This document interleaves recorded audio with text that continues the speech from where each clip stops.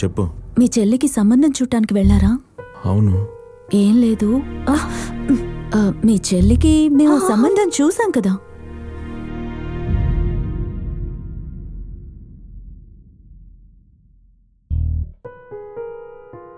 మీరు కంగారు పడేంతగా ఏం జరగలేదు.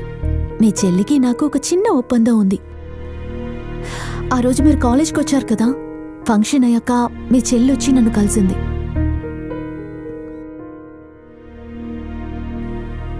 తోడబుట్టిన నన్నే ఇంత బాగా చూసుకునే నా అన్న లైఫ్ అంతా తోడుగా ఉండే మిమ్మల్ని ఎంత బాగా చూసుకుంటాడో. అందుకని మీరు మా అన్నయ్యని లవ్ చేయండి. సరే, నేను మీ అన్నయ్యని లవ్ చేస్తాను. బదులుగా నువ్వేం చేస్తావు? ఏం చేస్తానా? వదినా, నువ్వు నన్నేం అడిగినా సరే చేస్తాను. ఏమడిగినా అంటే మా అన్నయ్యని పెళ్లి చేసుకుంటావా? అంతే కదా, చేసుకుంటాను. తనకి చదువు ఉందా, మంచివాడా, ఏమీ తెలియకుండా నువ్వు కళ్ళు మూసుకుని ఒప్పేసుకుంటున్నావు. నాకు కావాల్సింది ఒకటే, నా అన్నయ్య సంతోషం. దానికోసం నేనేమైనా ఖచ్చితంగా చేస్తాను. మా అన్నయ్య మీద ఒట్టు. మీ చెల్లెలా అనకపోయినా నేను మిమ్మల్ని లవ్ చేసేదాన్ని. అయినప్పటికీ ఇందులో నా స్వార్థం కూడా ఉంది. ఎందుకంటే మీ చెల్లి మా అన్నయ్యని పెళ్లి చేసుకుంటే వాడు లైఫ్ అంతా సంతోషంగా ఉంటాడు. మీ అన్న జీవితం సంతోషంగా ఉంటుంది, మరి మా పార్వతి జీవితం? ఇలా చూడండి, ఊళ్ళో ఎన్నో సంబంధాలు చూస్తున్నారు, మీరు మాట్లాడుతున్నారు. అదే విధంగా మా అన్నయ్యని చూడండి, మాట్లాడండి. వాడిని చూడడమే కష్టం అంటుంటే మాట్లాడమంటున్నారే? ఏ మా అన్నయ్యకేం తక్కువ? తక్కువ? వాడి వల్ల లోకానికి పరువు తక్కువ అండి. వీళ్ళన్నను ఒక మనిషిగా చూసి పార్వతినిచ్చి పెళ్లి చేయడం కన్నా నీళ్లు లేని బావులు ఆ పిల్లని మనమే తోసేసి చేతులు కట్టుకుని చూస్తూ ఉండొచ్చు. చేస్తే చావనే అంటూ. ఇప్పుడు ఎందుకు నవ్వుతున్నారు? మీకు కామెడీగా అనిపిస్తుందా? అవును, ఇప్పుడు ఇక్కడికి ఎందుకు తీసుకొచ్చారు?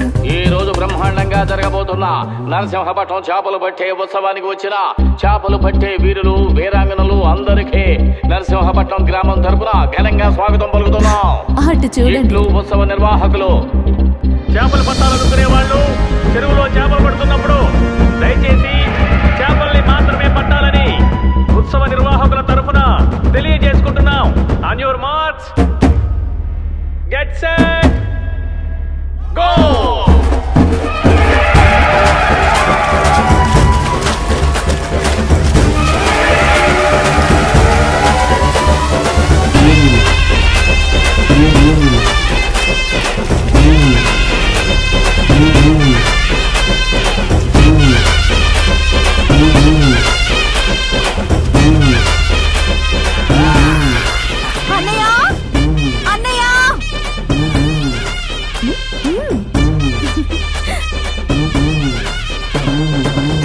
వీడిని మామూలుగానే చూడలేం, ఇక ఒళ్ళంతా బురదతో భయంకరంగా ఉన్నాడన్న వీడు. అన్నా, వచ్చే ఏడాది మన పార్వతిని చేపల చెరువులోనే చూడాలేమో. అన్నయ్య, అన్నయ్య ఎక్కడా? నీకే తెలియడం లేదా? వాడే నీ అన్నయ్య. ఊరుకో, పెద్దన్నయ్య ఎక్కడా? పెద్దన్నా? ఇంకో పెద్ద రౌడీనా?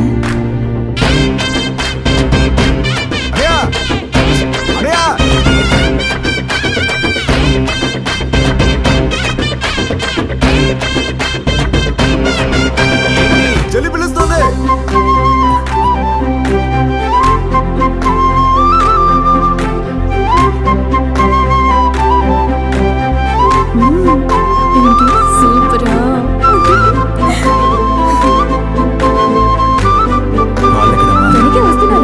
కృష్ణ, పాలు తీసుకురా, కాఫీ పెట్టామా? అలాగే అన్నయ్య. ఎన్ని కార్లు ఉన్నాయండి? ఎవరు వచ్చి ఉంటారు?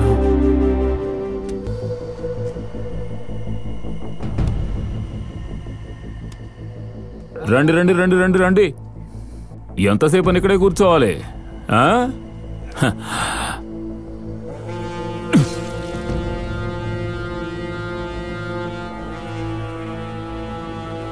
ఏంటి సార్, షాక్ అయ్యారా? ఏంటి కొర్రమిల్లా? ఏంటి సార్, మీరు ఏదో ఒకటి పట్టుకుంటూనే ఉంటారా? ఈరోజు చేపలు, తర్వాత నేను, ఆ తర్వాత మా బావ. అన్నా, ఎవరో ఒకరిని పట్టుకుంటూనే ఉండండి మీరు. నేను కూడా ఎవరో ఒకరిని కోస్తూనే ఉంటాను. బావా, ఆయన కొడుకోయి. ఏంటి సార్, మీ కొడుకు కోయమంటారా లేక మిమ్మల్ని వేసేయమంటారా? ఎవరితో ఏం మాట్లాడుతున్నావు? ఎక్కడికి వచ్చి ఎవరి మీద చేసుకుంటున్నావు? ఏంటి తెగ రెచ్చిపోతున్నావు? కేసు పెట్టి చదువుకున్న తెలివి నువ్వు చూపించావు. పుట్టుకతో వచ్చిన బుద్ధిరా నాది. ఇంకో 2 రోజుల్లో మా మీద పెట్టిన కేసును వాపస్ తీసుకోలేదో వాదించడానికి వకీలు ఉండడు, కేసు పెట్టిన నువ్వు ఉండవు. మీ ఇద్దరిని లేపేస్తే అప్పుడు తెలుస్తుంది నాతో పెట్టుకుంటే ఎలా ఉంటుంది. పరబా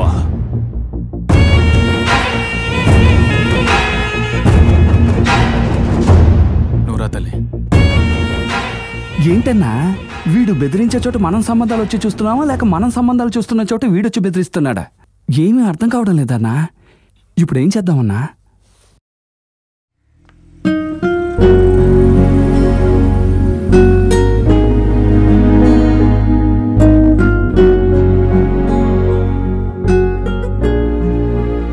మీరే నిర్ణయం తీసుకున్నారో నాకు తెలీదు, కానీ మీరే నిర్ణయం తీసుకున్నా నాకు ఓకే. ఇది మీ చెల్లెలి జీవిత సమస్య. ఒక అన్నయ్యగా మీరు ఆలోచించడం కరెక్టే. అయితే నేననుకున్నట్టుగా ఈ పెళ్లి జరిగితే నాకు లభించిన సంతోషమైన జీవితం నా అన్నకి లభించేది. అది ఇప్పుడు జరుగుతుందో లేదో తెలియదు. మీలాగే మా అన్నయ్య కూడా చాలా మంచివాడు, నిజాయితీపరుడు. ఈ పెళ్లి జరగాలన్నయ్యా. ఎందుకంటే నువ్వు ఆశపడింది నీకు దక్కడం అనేది నాకు ముఖ్యం అన్నయ్య. అందుకని నీ మీద నేను ఒట్టేశాను. నాకు నీ అండ ఉండగా నాకేంటన్నయ్యా?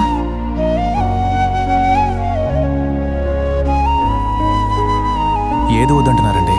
నేను వద్దడం లేదు సార్, కొంచెం దూరంగా ఉంటే మంచిదే కదా. రెండిటికీ అర్థం ఒకటేనండి. ఆ ఆదికేశవ్ అనేవాడు ఏదో చిన్న తప్పు చేస్తే క్షమించి వదిలేసేవాడిని. తను తప్పించుకోవడం కోసం సొంత టపాసుల ఫ్యాక్టరీని పేల్చి 15 మందిని దారుణంగా చంపేశాడు, వాడి తల్లితో సహా.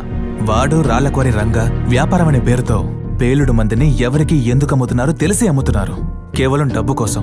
రాళ్లకోరి రంగాన్ని రెడ్ హ్యాండెడ్ గా పట్టుకున్న నేను ఈ ఆదికేశవుని పట్టుకోలేకపోయాను. ఆ రోజు నేను రంగమూర్తి బార్కి రైడ్కి వెళ్ళింది టపాసులతో పేలుడు మందున్న లారీని పట్టుకోవడానికి. రంగమూర్తి వాళ్ళ మనుషులు వాళ్ళ కోసమే వెళ్ళాననుకుని నన్ను చంపబోయారు. అప్పుడే మీరు కాపాడారు. నా చెల్లెల్ని మీకిస్తాను, మీ చెల్లెల్ని నాకు ఇవ్వాలా వద్దా అనేది మీరు నిర్ణయించుకోండి. కానీ నన్ను మార్చాలని మాత్రం చూడకండి. నా పద్ధతి ఇదే. తప్పు చేసిన వాడినే వదలను, తప్పుడు మనిషిని వదిలేస్తానా? వాడు వదలడు బావా, మనల్ని ఖచ్చితంగా వాడు వదలడు. ఎందుకంటే మన వర్గం వాడైతే వినేవాడు. దొరగారు చదువుకుని వచ్చారు కదా, మంత్రాలకు ఎప్పుడు చింతకాయలు రాలవో, గట్టిగా రాళ్లతో కొడితేనే అవి రాలుతాయి. ఆదికేశవ, అలా ఆవేశంతో మాట్లాడితే ఎలా? ఇప్పుడు మన జుట్టు వాడి చేతిలో ఉంది. చూడు వెంకట్రావు, మనం ఏ పనైనా తొందరపడి చేస్తే తప్పైపోతుంది. ఆవేశంలో చేస్తే ప్రాణాలు పోతాయి. మనం చేసినవన్నీ ఆవేశంలో చేసినవి, ఆ శంకర హత్యతో సహా. నువ్వు సత్ప్రవర్తన వంగతో బయటకు వచ్చావు. రేపు కోర్టు నీ విడుదలని రద్దు చేసిందనుకో, నువ్వు చచ్చేంత వరకు జైల్లోనే ఉండాలి. ఆ దేవుడు కూడా నేను కాపాడలేడు, జాగ్రత్త. అయితే నువ్వు వాడిని వదిలేయమంటావా? ఆయన వదిలేయమనలేదుగా, ఊరికి ఆవేశపడకుండా తొందరపడకుండా ఆలోచించి చేయమంటున్నారు. చూడన్నయ్య, మాకో కష్టం అంటే నువ్వు ఉన్నావు, కానీ నీకు ఒక జీవితం ఉంది. అది ఆలోచించి చెయ్యి.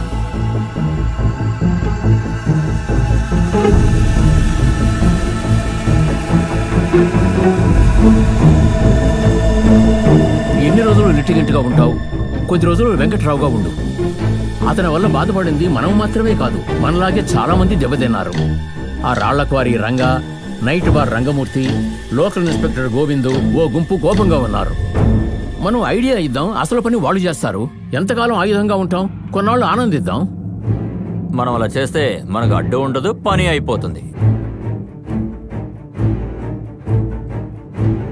పదండి, అక్కడికి వెళదాం.